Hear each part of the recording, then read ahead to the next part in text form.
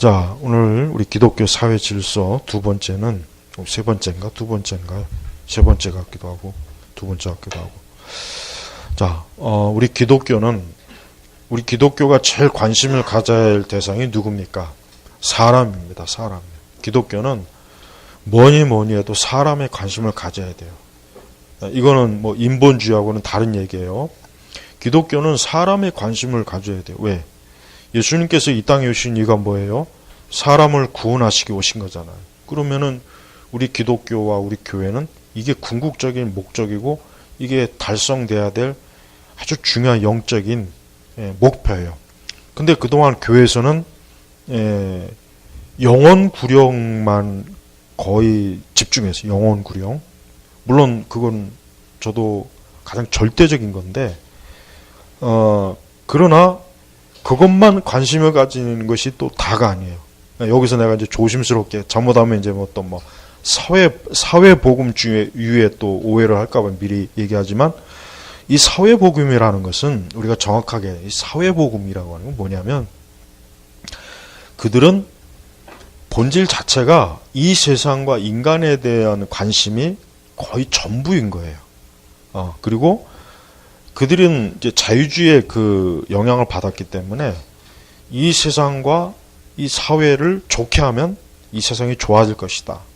이제 그게 이제 밑바탕이 들었기 때문에 사회 복음을 엄밀하기 위해서 정통 기독교적인 관점에서는 그는 받아들이기 힘들어요. 물론 그들이 말하는 것 중에 굉장히 좋은 의미에 지금 내가 말하는 것도 그 관점에서 어느 정도 좀 그래도 취할 걸 취해서 내가 얘기하는 것이긴 하지만 그러나 사회복음은 엄밀히 얘기하면 그냥 자유주의의 아류라고 보면 되는 거예요.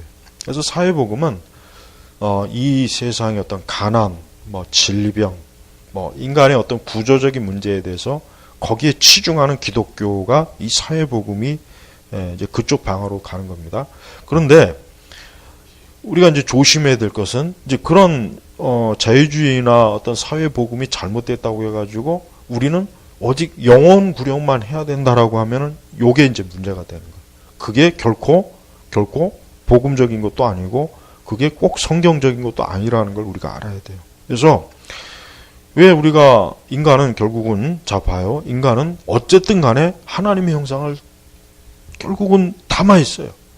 우리가 싫어하는 문재인이나 조국이나 이 사람들도 짐승이 아니에요. 이 사람들도 하나님의 형상을 담고 있단 말이에요. 최악의 독재자라도 어쨌든 하나님의 형상을 담고 있어요. 그러니까 그게 중요한 거예요.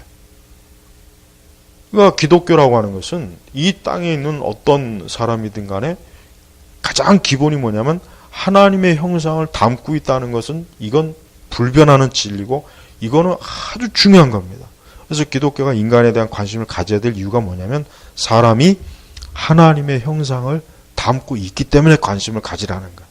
만약에 하나님의 형상을 담고 있지 않다면은 기독교 자체가 필요도 없고 있을 이유도 없고 그러니까 교회가 사람에 대한 관심을 가져야 될 궁극적인 이유를 말하라 그러면은 딱 한 가지요.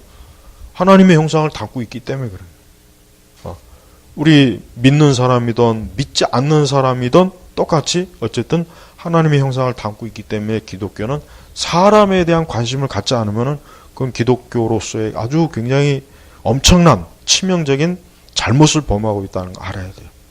그러면은 근데 그 하나님의 형상을 담고 있는 인간이 죄로 인해 부패했어요. 본성이 타락했어요. 그리고 죄성이 있단 말이에요. 심지어 예수 그리스도를 믿고 구원받은 우리 그리스도인들조차도 여전히 이 땅에서 우리가 살아갈 때 죄성이 강하게 우리에게 작용을 해요. 역사를 한단 말이에요.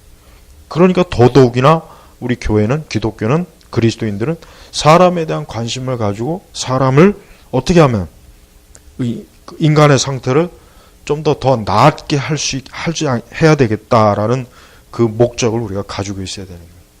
그래서 우리는 일단 1차적으로 그게 결국은 복음을 전하는 거죠. 복음을 전하는 거예요. 근데 거기에만 치중하면은 어떻게 보면은 이 복음이라는 것을 온전히 이해를 못할 수가 있어요. 예수님께서 이 땅에 오셨을 때 우리가 복음서 요즘 계속 이제 연속 강해를 들어보면 알겠지만 예수님은 오셔서 하나님 나라에 관한 소식만 증거하고 가르친 것이 아니라 왜 예수님께서 병자들을 고치고 왜 예수님께서 먹을 것도 주셨는가, 그걸 깊이 이해해야 돼요. 예수님은 하나님이에요. 예수님은 사람을 창조하신 분. 그러니까 사람이 무엇이 필요한지에 대해서 예수님은 정확하게 아신 거예요.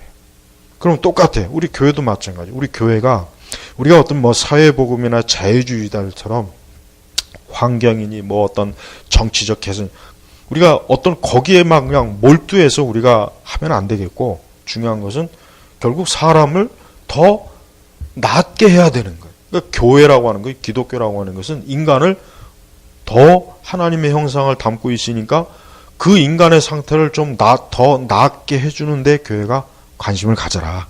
바로 그걸 얘기합니다. 그래서 우리는 이 교회가 이 땅에서 선한 일을 할 때 그 선한 일을 하는 목적이 뭐냐? 사람을 더 낫게, 더 나은 상태, 더 나은 존재로 해주는데 교회가 그 역할을 꼭 해야 된다. 그 얘기입니다. 그래서 우리가 어떤 이 세상의 어떤 그 하나님 믿지 않는 불신자든 어떤 불신자들의 여러 또 이 세상의 모든 사람들을 볼 때마다 그들이 가장 근본적인 문제는 그들은 영적으로 죄 가운데 있는 게 가장 큰 문제이지만 또 하나 중요한 문제는 그로 인해서 그들의 상태가 어때요? 나빠지는 게 문제란 말이에요. 그로 인해서 그들의 상태가 나빠지는 거야. 네. 그래서 우리는 그런 나빠지는 사람에게 네가 죄를 져서 그렇게 나빠진 거야라고 정죄하는 게 우리가 할 일이 아니라 그들에게 그들의 상태가 나빠진 가장 근본적인 원인, 복음을 계속해서 그들에게 증거하고 전파해야 되고, 두 번째는 역시 그들에게 뭐예요? 그들의 상태를 낫게 할 수 있는 2차적인, 3차적인 것도 우리 그리스도인들이 관심을 가져야 되는 거예요. 거기에 비해서 우리나라 교회 보십시오.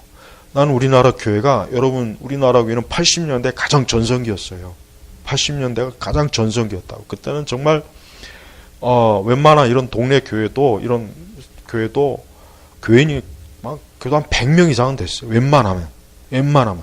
지금은 이런 지역교회가 100명 되는 거 정말 힘들어요. 진짜 그건 힘들어요. 근데 80년대는 웬만큼 딱 한 3, 4년, 5, 6년 바짝 목회하면은 100명 모으는 건 힘들지 않았어요. 진짜. 그리고 조금 더 하면 막 200~300명 넘어가는 것도 그렇게 어렵질 않았다고. 근데 지금은 거의 불가능해요. 물론 하나님이 하시는 일은 불가능한 건 없지만, 그러니까 가장 우리나라 교회가 전성기였을 때, 우리 한국 교회가 전성기였을 때 가장 그렇게 전성기면 가장 뭔가 할 수 있는 게 많았단 말이에요. 근데 우리나라 교회가 그때 한 게 뭐예요? 맨날 예배당 짓고 기도원 진 게 다예요. 그때 예를 들면 그때 기독교 좀 병원을 많이 짓고 뭐 기독교 학교를 좀 많이 좀 세우고 기독교적인 여러 어떤 이 세상의 사람들을 좀 더 나은 상태로 해줄 수 있는 그런 것들을 교회가 많이 쓰었더라면 90년도 넘어와서 뭐 한국교회를 뭐 개독교니 뭐니 이런 말을 안 들었을 거란 말이에요. 근데 교회가 가장 전성기였을 때 교회가 한 일이 뭐냐?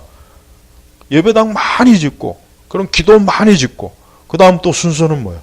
묘지 만드는 것도. 그러면은 세상 사람들이 볼 때는 교회가 어떻게 보여요?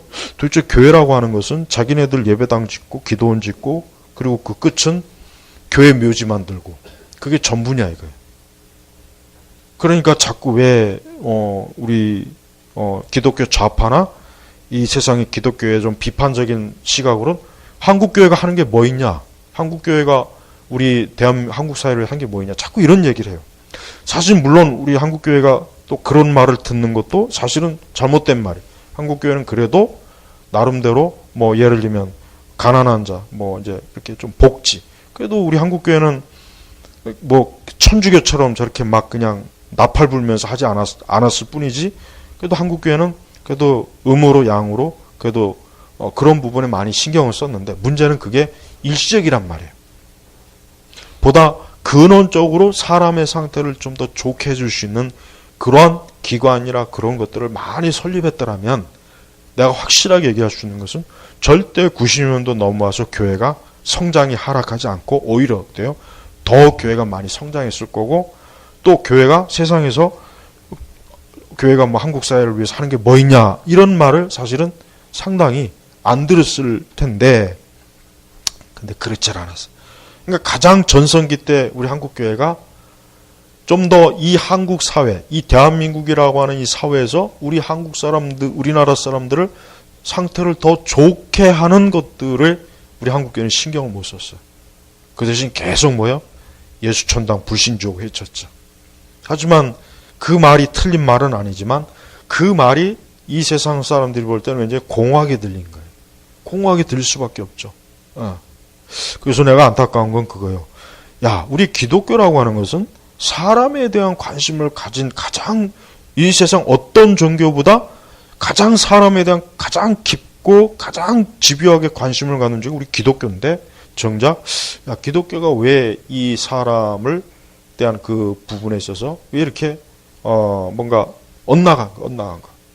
그러니까 기독교 진보나 기독교 자유주의는 또 거꾸로, 그들은 마치 영적인 그들은 그런 거 신경 안 쓰고 그냥 어떤 인간을 위한 더 나은 사회, 그것만 그들은 바라보고, 인간의 죄와 부패에 대해서는 그들은 전혀 신경 안 써요. 오히려 거꾸로 좋은 환경과 좋은 사회를 만들면 사람이 좋아질 것이다. 잘못된 얘기를 한 거예요. 그게 아니죠.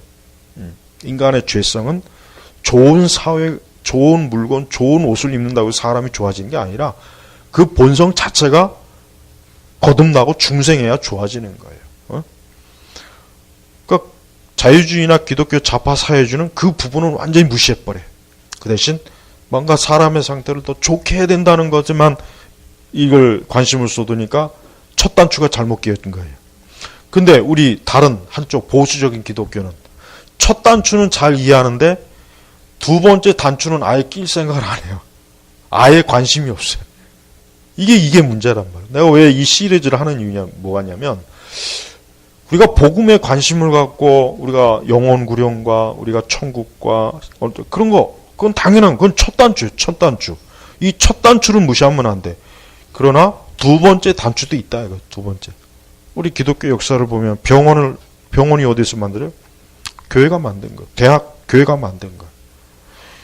인류의 그 문명, 인류가 예수님이 오신 이후에 인류의 문명에 결국 사람을 유익하게 하는 것을 어디에서 다, 거의 대부분 교회에서 다 세웠고 교회에서 만들었어요. 그런데 우리나라 교회는 기독교 역사가 100년이라 뭐 짧긴 하지만, 그러나 가장 교회가 전성기였던 이 80년대 교회는 예배당, 기도원, 묘지, 이 세 가지에 전념했어요. 그때 좀 교회가 그때 좀 이왕 연합운동 할 거라면 대학교를 좀 하나 좀, 기독교 대학을 좀 제대로 세우거나, 기독교 대학을 좀 크게 하나 좀 어디 좀 세우거나, 저 시골 구석에 무슨 저 시골 포항 어디에 이상한 한동인지 뭔지 그런 거지 같은 대학 세워가지고, 대학을 세우려면 수도권에 세워야죠. 80년대 아직 그때는 한참 땅이 많고 그런데 수도권 근방에 세우면 되잖아. 서울시는 안 되지만 그때도. 그래서 기독교 대학을 세우면 얼마나 좋아요. 그래서 기독교적인 마인드를 가진 지성인들을 계속 배출했으면 우리 교회 얼마나 유익이 되겠냐. 또 제대로 된 기독교 언론, 이상한 국민인지 뭔지 그따위 그 이상한 그 생선 싸는 데나 난 아주 그냥 그것도 좌파죠, 또 좌파. 그러니까 좀 더 기독교가 복음을 전하고 우리가 영혼 구령도 해야 되겠지만 사람을 더 낫게 해주는 거예요. 설령 그 사람들이 예수님 안 믿고 그 사람들이 그리스도인이 되지 않고 교회를 안 들어온다 할지라도, 그러나 사람들을 더 좋게 만들 수 있는, 이것도 교회가 생각해야 되는 거예요. 기독교 교도소도 있어요. 나는 그거 좋게 생각해요. 기독교 교도소 많이 만들어서, 그 범죄자들 기독교적인 그 세계관으로 그 사람들을 계속해서 몇 년 동안 계속 말씀 기도로 하면 그 사람들이 더 좋은 사람으로 나오지 나쁜 사람 나오겠어요? 일반 과목보다? 그죠? 마찬가지예요.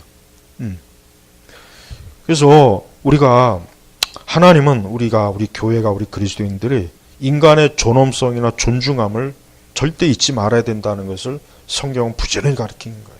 그러니까 아무리 악한 죄인이라도 하나님께서 끝까지 그가 거듭나고 회개하는 걸 기뻐하지, 하나님은 악인이 멸망하는 걸 기뻐하지 않는다 그랬어요. 하나님 분명히 악인이 멸망하는 걸 기뻐하지 않는다 그랬단 말이에요. 그 얘기는 뭐예요? 하나님은 인간의 형상을 담은 사람을 존중하는 분이에요. 그럼 교회도 그래야 하잖아. 근데 교회는 그런 일 안 했어요. 그런 거 안 하고 그거는 우리가 해야 될 일이 아니야.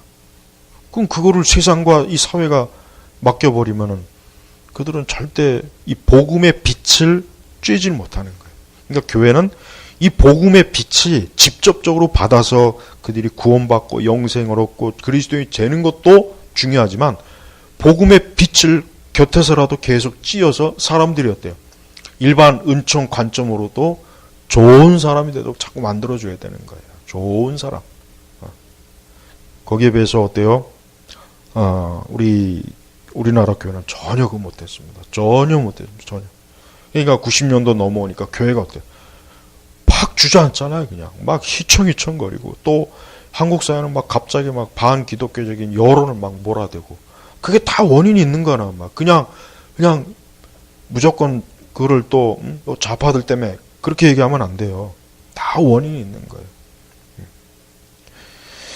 자, 기독교는 이 세상에 적대적인 인간 사회, 관계, 그런 인간 사회와 이 세상에 하나님의 사랑과 용서를 보여줄 수 있는 그러한 선한 일들을 교회가 어때요? 뭔가를 해야 돼요. 뭔가를 자꾸 해야 되는 거예요. 그런데 올바르게 해야죠. 올바로. 근데 그거를 전혀 안 한 거예요. 그리고 또 꼭 이상한 집단들이 그걸 또 해버려요. 그러니까 더 상태가 괜히 안 좋아지는 거예요. 쓸데없이 바폰지 뭔지 그런 거 해가지고 난 그것도 참 출발은 좋았는데 점점 좀 이상하게 갔죠.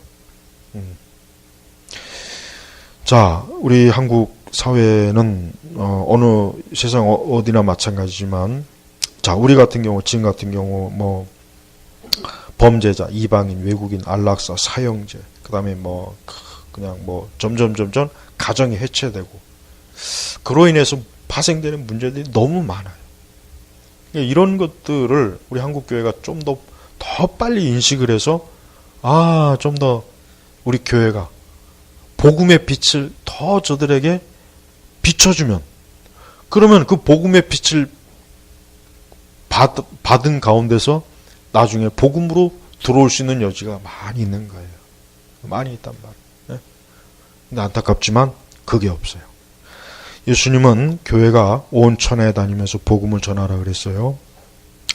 우리가 이 온 천하에 다니면서, 즉 우리가 사는 영역에서 우리 그리스도인과 교인들은, 우리 신자들은 복음을 전해야 돼요. 근데 복음을 직접적으로 전하는 것도 중요하고, 두 번째, 복음을 직접적으로 전하는 가운데서 결국은 그 사람들의 상태를 어때요?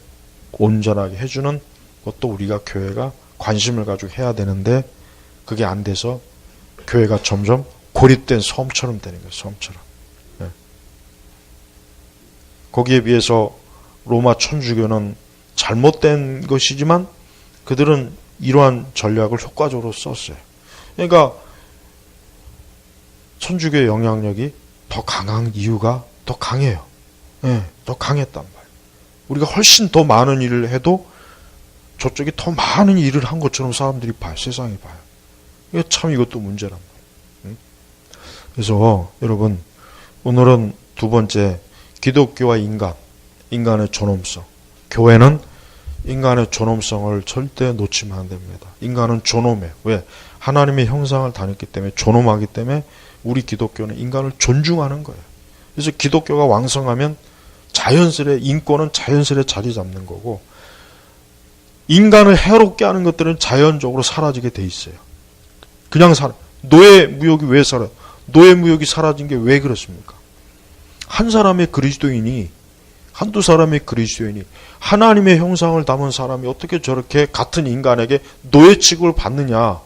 이 각성 때문에 된 거 아니에요. 근데 만약에 그 당시에 영국 교회가 우리와 똑같이 기도원 짓고 예배당 짓고 뭐 묘지나 형성했으면 노예 제도가 됐겠어요? 안 됐겠죠. 나중에 세속에서 아마 노예 제도가 이루어지겠죠. 기독교는 뭐가 됩니까?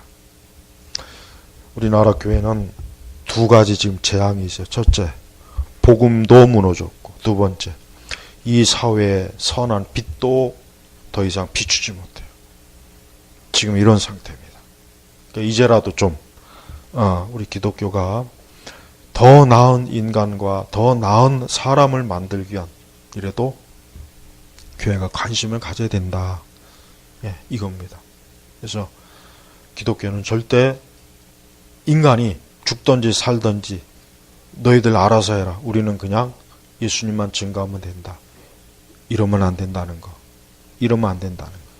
그렇게 되면 나중에 복음조차도 무너지고 교회조차도 무너진다는 거. 이걸 우리 한국교회 역사에서 배워야 돼요. 자, 마치겠습니다. 기도하겠습니다. 하나님 아버지 감사합니다.